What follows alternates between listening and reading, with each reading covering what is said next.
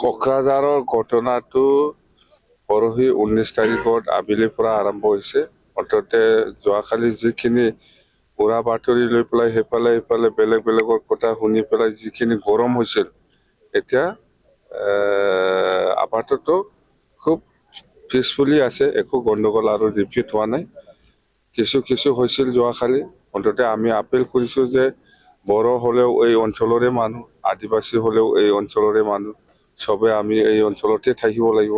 আমাৰ মাজত এনেকুৱা কোনোবা কাৰোবাৰ কথা লৈ পেলাই ভুল বুজাবুজি হৈ পেলাই আমাৰ মাজত দাঙাবাজি হ'ব নালাগে, গণ্ডগোল হ'ব নালাগে, সকলোকে মই আহ্বান কৰিছোঁ যোৱাকালি।